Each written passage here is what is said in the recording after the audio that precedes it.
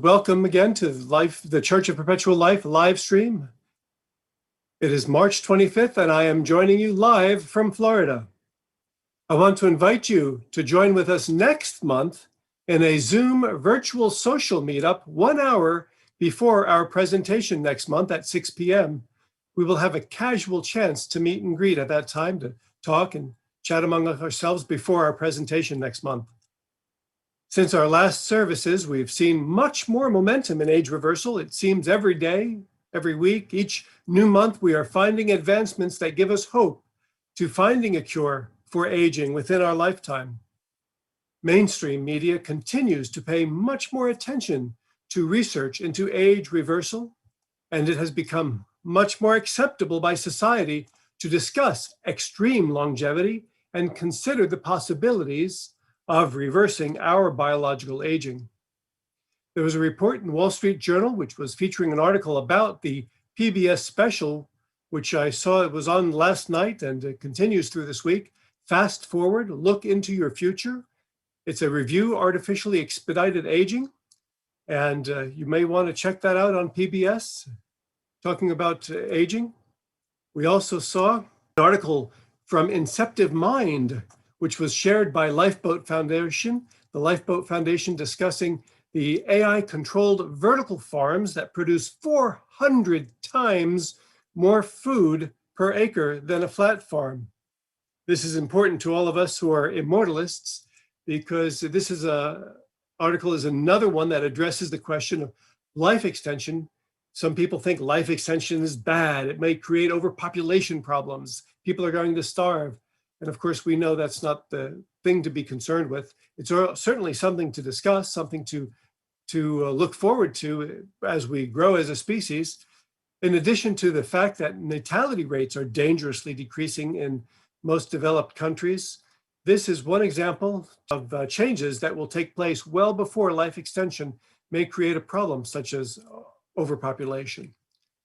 We see that there's a new documentary out, Artificial Immortality, which we'll be discussing much more next month. But if anyone is interested in attending the premiere to Artificial Immortality, please email me and I'll get you information on the premiere through Hot Docs. And it's premiering this Monday, April 29th. There is a new report that some folks do age slower than others. On Thursday, March 19th, 2021, the report came out that people really do vary in how fast they age. And the divergence starts in young adulthood. This new study is suggesting that the research is coming from Maxwell Elliott of Duke University in Durham, North Carolina, as well as Dr. Sophia Millman, the director of Human Longevity Studies at Albert Einstein College of Medicine's Institute for Aging Research in New York City. The researchers found that by the tender age of 45, people with a faster pace of biological aging were more likely to feel, function, and look far older than they actually were. And that relative sprint toward old people began in their 20s. As I mentioned, join us next month at 6 p.m. for a virtual social hall before our services, which will be Thursday, April 22nd next month, April 22nd at 7 p.m. Eastern Time. We are honored to host John Asher, giving a presentation on the 9 simple steps to a much longer and healthier life. Now to our main event tonight. And throughout our presentation, please make note of any questions that you have and join the casual discussion in the chat box for this YouTube presentation. You can send me your questions in the chat box, or if you're watching this as a recording after the event, please email me through our website at www.perpetual.life, and I will endeavor to get your questions answered. I'd like to also encourage all of the viewers live tonight to offer their answers to any of the questions that are being asked as well in the chat box. Since 1980, Bill Faloon has uncovered pioneering approaches for preventing and treating the diseases of aging. These avant-garde advances were meticulously chronicled in one of his publications many years before conventional doctors recognized them. Bill Faloon has been featured in hundreds of media appearances. He has authored a couple of books and helped to fund research towards the reversing of biological aging. Bill Faloon is always on the cutting edge of research for age reversal. He is the founder of the Church of Perpetual Life. So we go now to Bill Faloon's newest update on age reversal.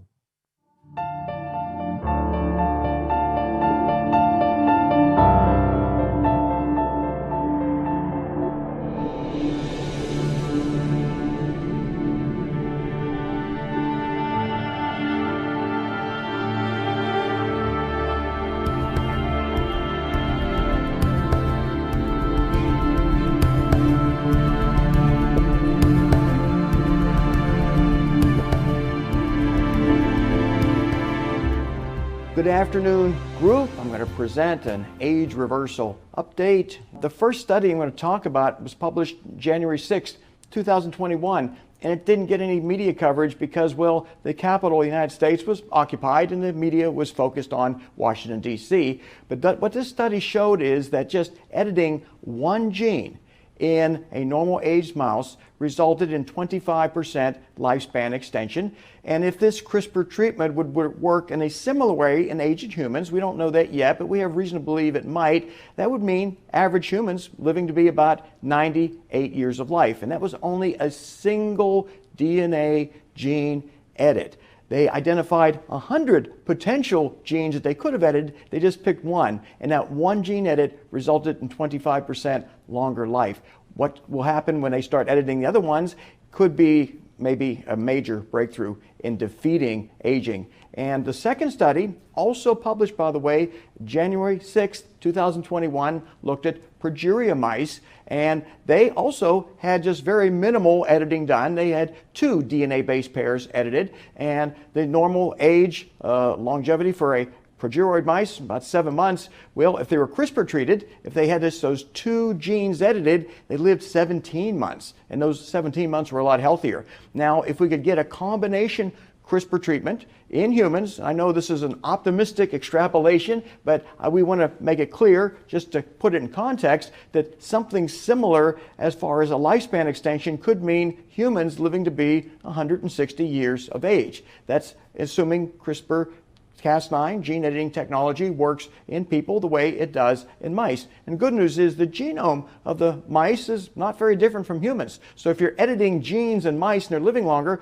humans might get a similar benefit. Well, as the year 2020 ended, Fortune, in their annual investor's guide. Now, this is read by the titans of industry, finance, biotech. They want to see what does Fortune think is the next best advance to put money into to make money. And this was an editorial that talked about America's pending healthcare cost crisis. We can't afford to pay for the healthcare of elderly people because they just cost too much money.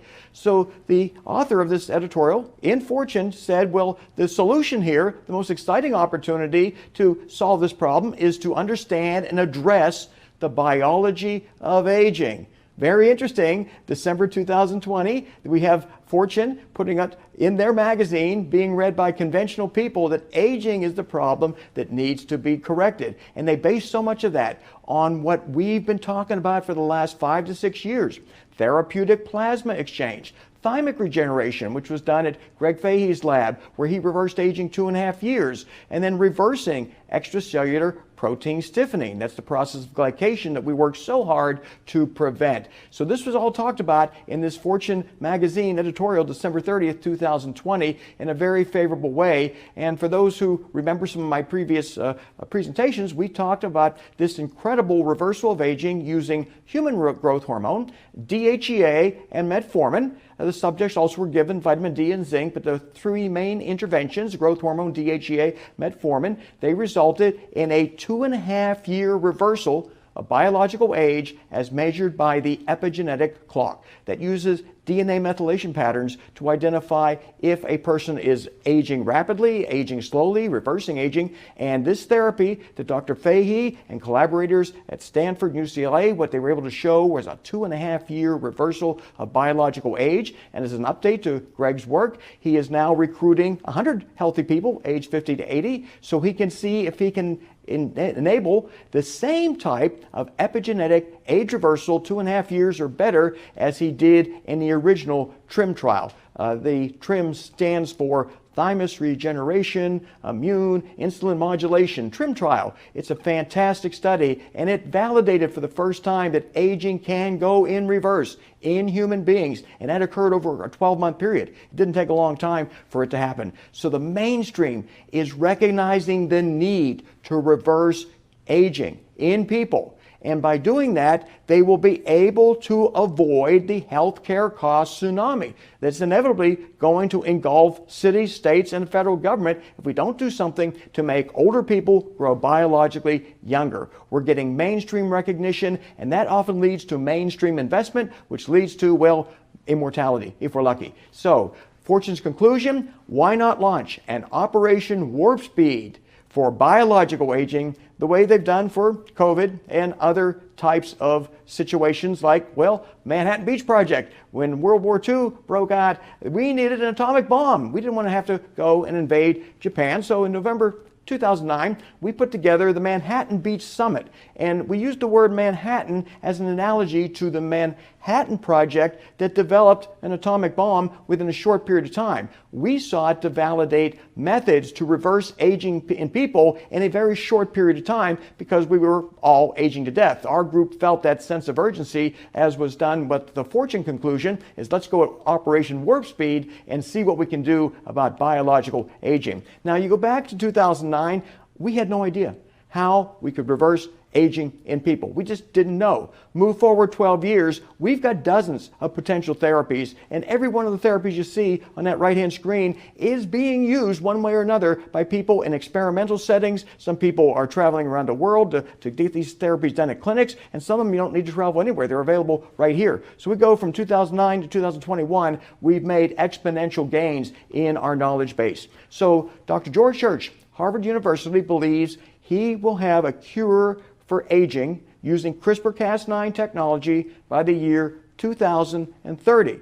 Problem is, most of us are going to be challenged to ensure ourselves being alive by that year. I'm going to tell you a way to improve your odds later on, but I'm going to talk now about the CRISPR technology and the brand new studies that came out January 6, 2021. This study published in Nature. They looked at Progeria mice, and they did the gene editing. Wall Street Journal reported the next day that when they edited just 2 genes in the progeroid mice, they were able to more than double the lifespan compared to the untreated mice. This is a major, major advance, and they described it more, and this is just quotes out of the Wall Street Journal, that this could enable people eventually who have progeria to live a lot longer. And the mice, well, they were not just older living, they were healthier as they went through the aging process. And for those who don't know a lot about progeria, it's a rare disorder in children. They age just like older people do, but they do it real fast.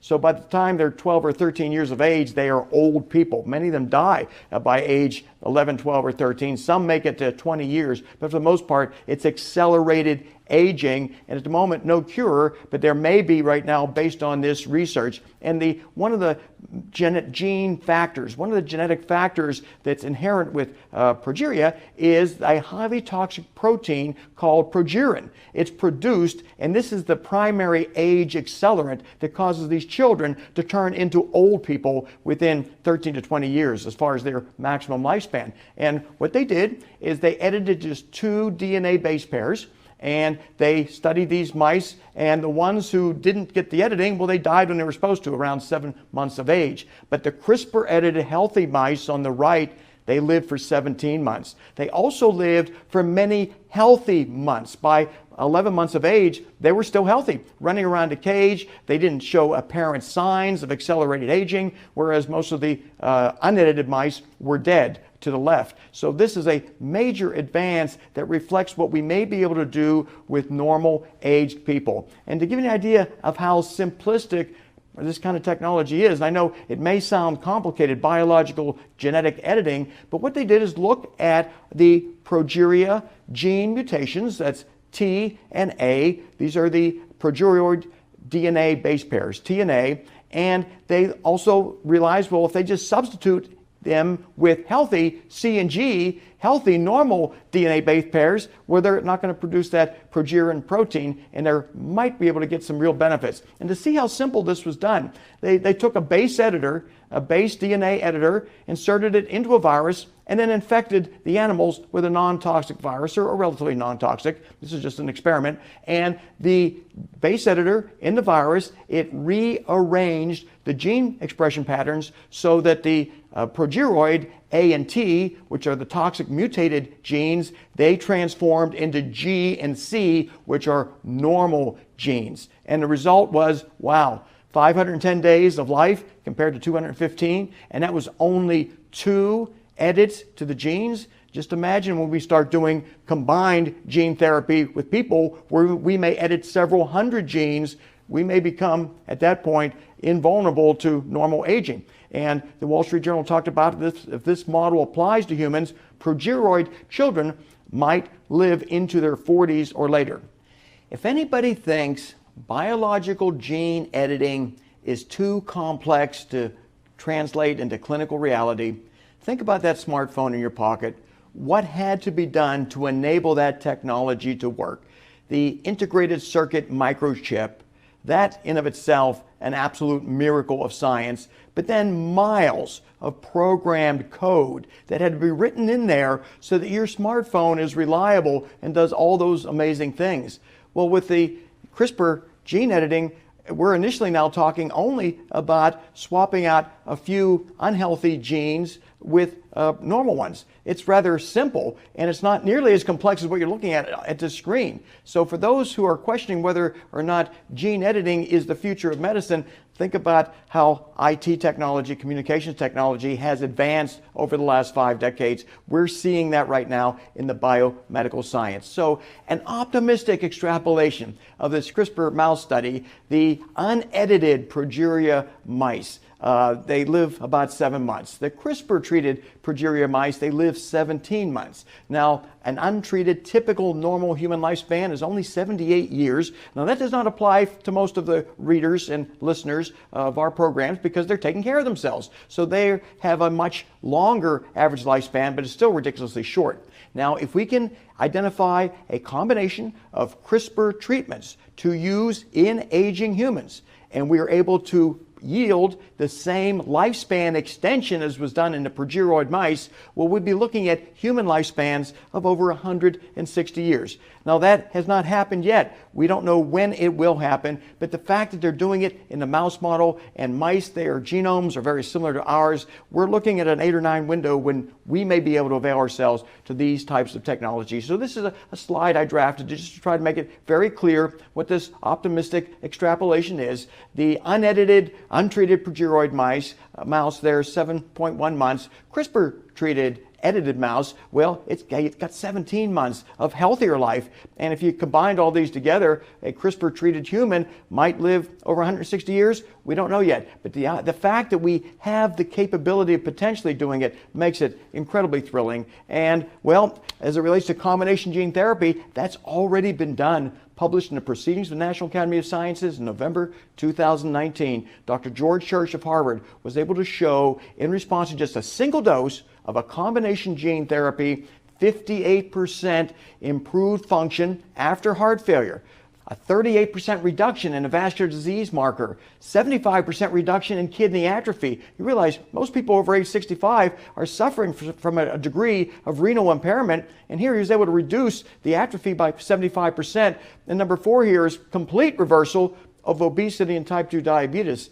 That might mean you could eat what you want and not have to worry about the weight gain or the diabetic complications. So that's what's being done in a laboratory right now. They're developing combination gene therapies, much more sophisticated than the simple ones we've talked about so far that have markedly extended lifespan in normal aged mice and progeroid mice. So the second study, which again is more impressive than the progeroid study because this was normal aged mice. And all they did is take one gene called CAT7, which they've identified as being a significant driver of cellular senescence. But they identified 100 other genes that were also drivers, but they chose just to target this one gene using CRISPR to silence it or turn it off, however way you want to use it. They disabled this gene so it wouldn't induce the cellular senescence, and that extended lifespan in normal age mice 25%. And it also improved our overall appearance and our grip strength.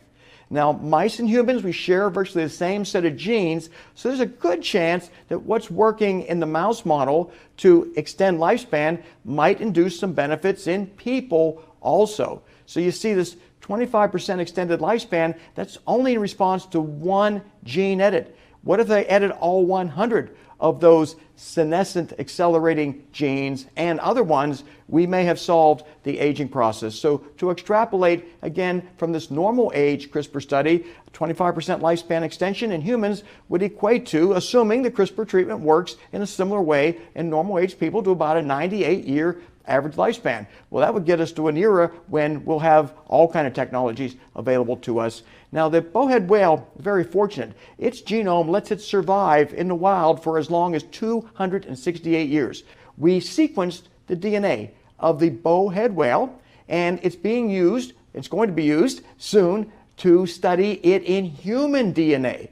And what they're hoping to do is edit human DNA to replicate the DNA of a bowhead whale so that we might also have a maximum lifespan of about 268 years. The fact that a mammal living in the wild can live that long is amazing. It shows you what the potential for longevity research is. Now, we're talking about unedited organisms and edited organisms. In other words, the mice that got the CRISPR treatments, they would be edited, or at least partially edited. And if someone were to ask you, do you want your genes edited? You might have to stop and think, I'm not really sure how to answer that question. Well, to the left is an unedited draft manuscript, and that represents a typical aging, unedited person. We're an absolute mess from a genetic standpoint. As we grow older, our genes go haywire.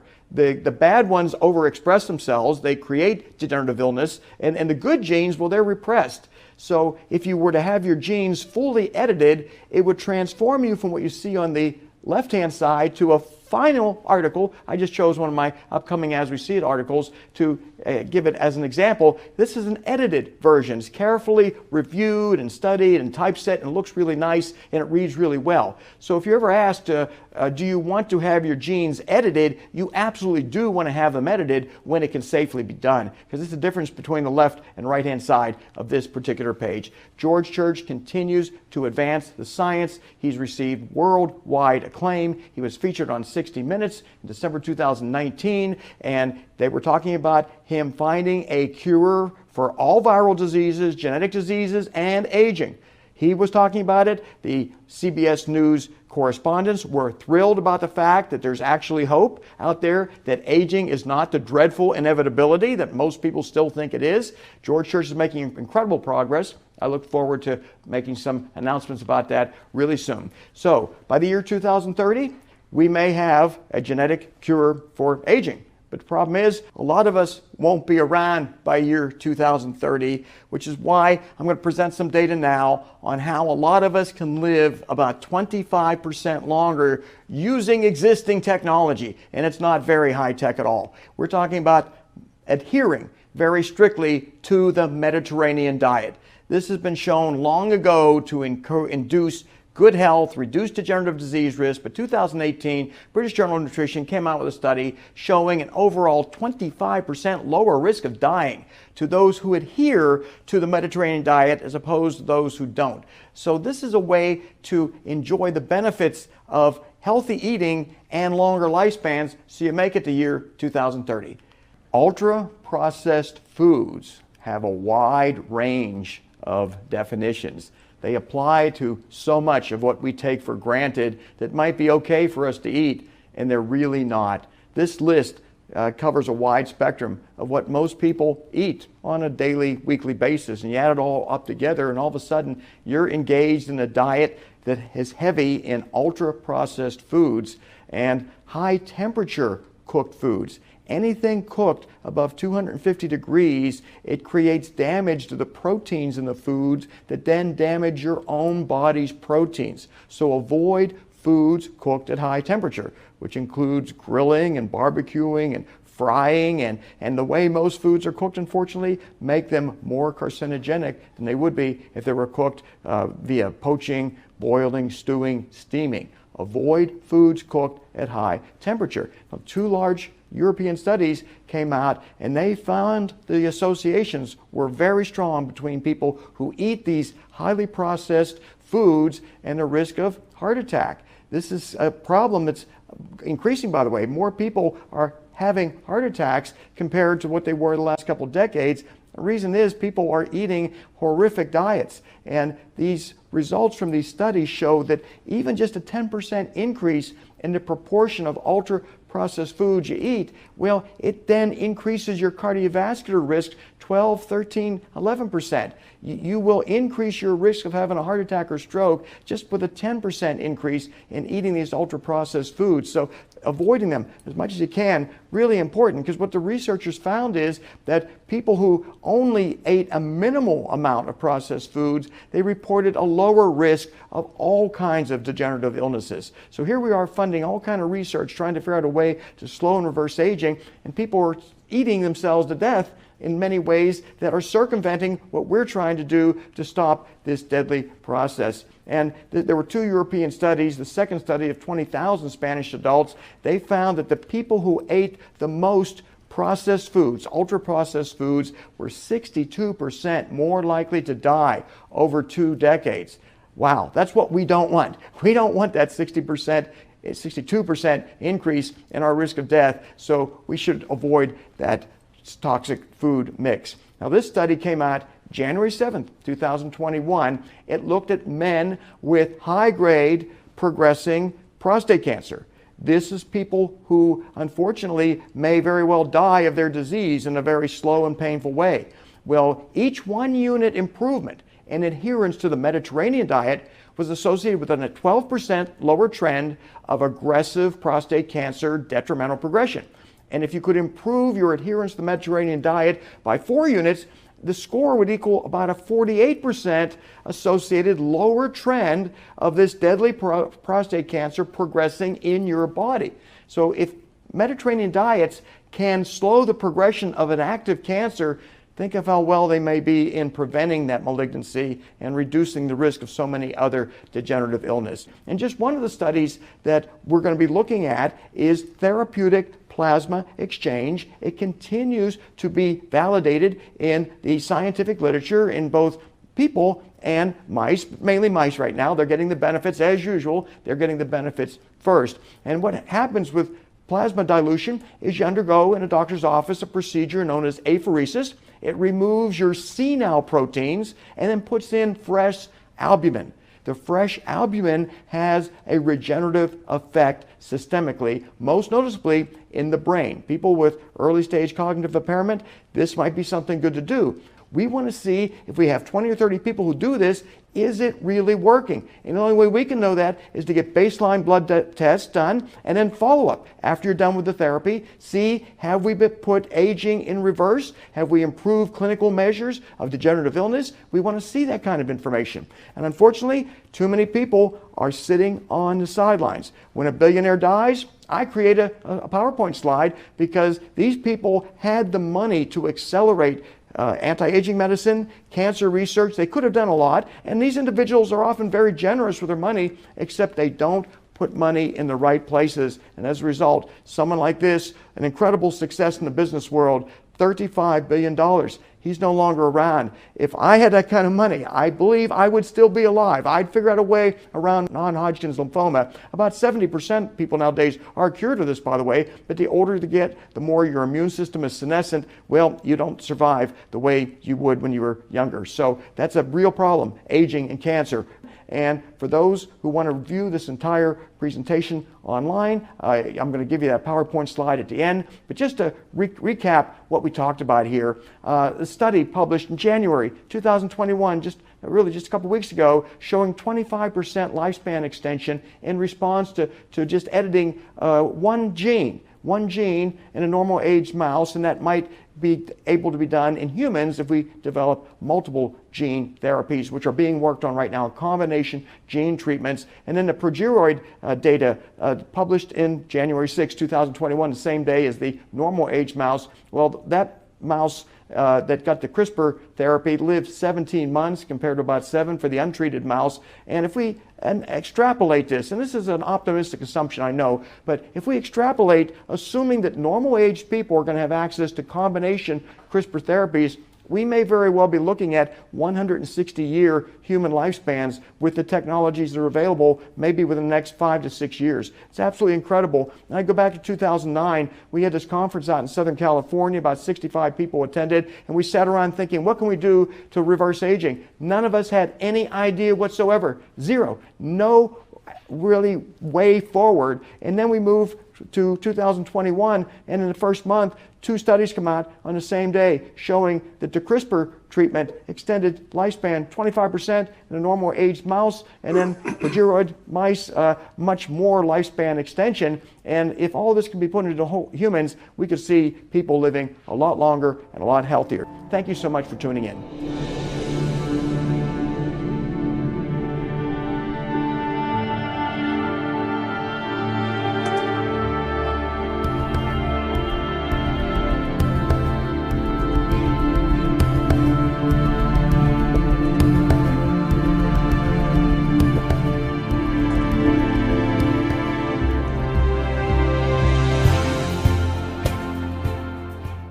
Welcome back to this live stream, and we are so fortunate to have Bill Faloon giving his presentation tonight, as he does for us. I'd like to bring some things to your attention that you may not be aware of, and again, want to invite you to meet with us again next month. I'd like to encourage you to join some of the webinars that are becoming available with People Unlimited. They have some webinars that are free to join, and other organizations. If you haven't connected with me on Facebook, if you do use Facebook, feel free to connect with me there. Find me, invite me as a friend, and we'll connect, and I can keep you posted on a more quick basis, on a more regular basis, so that you can see what's going on. There was an article that came out recently from the San Diego Union Tribune. Chris Reed was writing, and we put this out in our newsletter today. Breakthroughs as big as COVID-19 vaccines are going to be possible in 2021. And a quote from this article, "The hunt for the fountain of youth is hundreds of years old, but anti-aging researchers have made more progress the past few years than the rest of history combined. Between this research and messenger RNA, the future of humanity could be far healthier." I look forward to that. Another article that came out just yesterday, and this was in our science alert in our newsletter. You may have seen this. It says neuroscientists detect confused zombie cells in the human brain after death. After death is declared and without blood circulation and air, the inner systems would be fast depleted, but due to a weird quirk of biology, there have been discovered living cells in bodies considered to be dead. Some cells within human brains actually increase their activity after we die. These unusual cells ramp up their gene expression and valiantly continue trying to do their vital tasks, as if someone forgot to tell them they're now redundant. And I'm thinking to myself, maybe they're not redundant. You know, there was a time in the 1950s, once the heart stopped, there was no way to start it again. There was no way to do a heart transplant. Before those times, that was when the person was considered dead. And now we have other capabilities. We can do double lung transplants and heart transplants. And a person who was clinically dead before, in our time now, that is not the case. We have grown beyond that. And I look forward to a future where we can be in a place where aging, biological aging, has been stopped and reversed, and we can live significantly longer, healthier lives than we do now. I want to thank you for attending our service. Again, remind you next month we are going to have a virtual social hour at 6 p.m. and then that will be followed by a service by John Asher. We're very much looking forward to having John Asher at our church giving a presentation on his 9 steps of age reversal. But I'm going to conclude the official presentation of our live stream this evening. Thank you for joining us tonight. Thank you for attending our live stream this month. Be sure to get our monthly email newsletter for updates on our next service and other updates and discoveries in age reversal technologies and health practices.